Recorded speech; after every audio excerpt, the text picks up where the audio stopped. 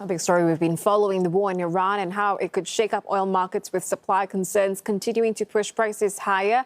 Brent closed above $100 a barrel overnight for the first time since 2022 after Iran's new supreme leader said the Strait of Hormuz must remain closed. And for more, we're joined by Ben Cahill, Director for Energy Markets and Policy at the University of Texas at Austin.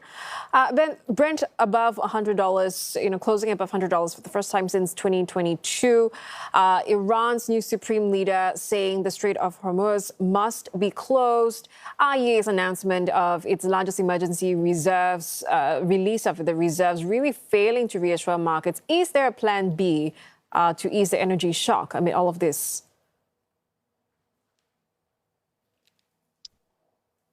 Well, it's good to be with you. Yesterday, the International Energy Agency called this the largest oil market disruption in history.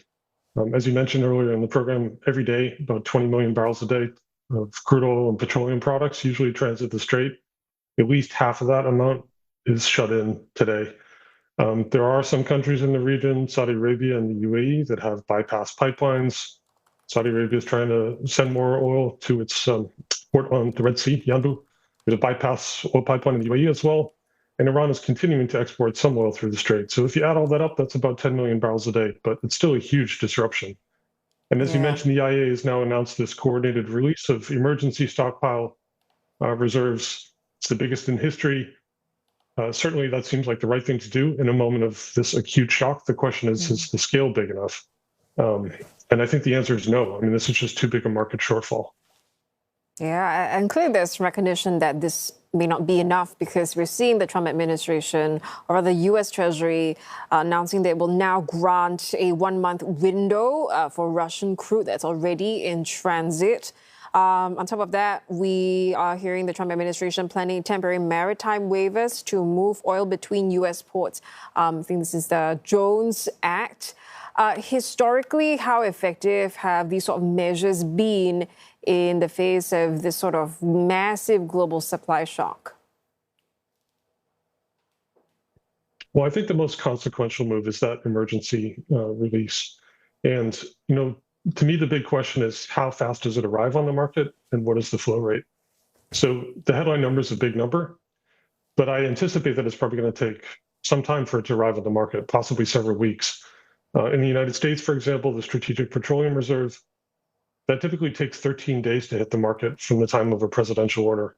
And we're still waiting for some of those details from the International Energy Agency, the IEA, on what the anticipated flow rate is and how many of those barrels will come from which countries. With regard to the other tactics that you mentioned, I mean, those are significant too.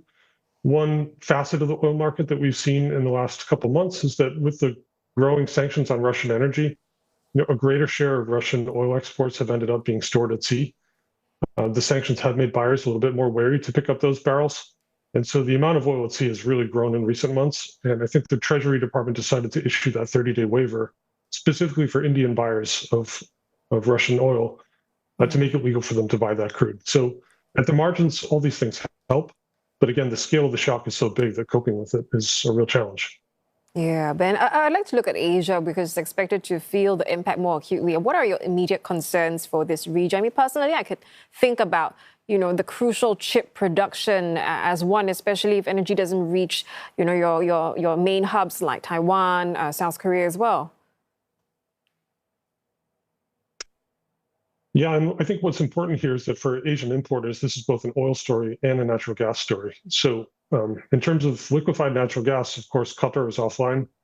Qatar is a massive exporter of liquefied natural gas, or LNG, produces about 20% of the world's LNG.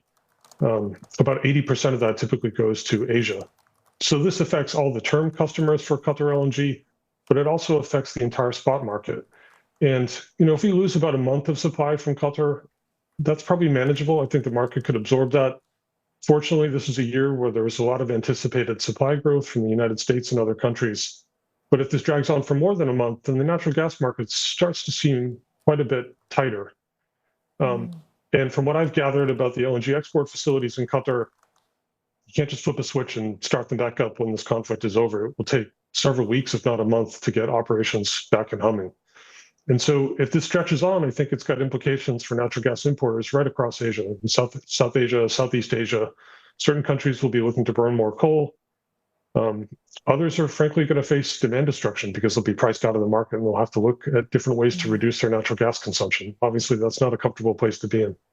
Yeah, I just want to follow up on, I suppose, the reserves question. I mean, looking ahead, once if the conflict ends, I mean, what are the implications for global oil prices then when every economy tries to replenish their reserves, the 400 million barrels altogether? I mean, what does this mean for the depleted stockpiles as well in the meantime, where they try to build it up from an energy security point of view?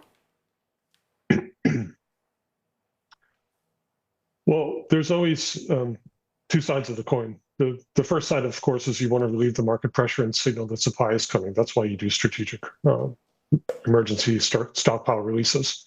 But the flip side of the coin is you have to build them up at some point. So the U.S. Department of Energy has vowed to refill the Strategic Petroleum Reserve. I have no doubt that other countries like Japan and South Korea will want to do it too. Of course, that means that at some point you have to buy, and that increases the demand. Typically, countries want to do that when the price is a little bit lower, but I think it'll be a strategic priority for all of them to replenish those strategic stocks as soon as they can, because the amount that you have in storage is a measure of energy security and resilience. All right, Ben, appreciate your time. Ben Cahill there, Director for Energy Markets and Policy at the University of Texas at Austin.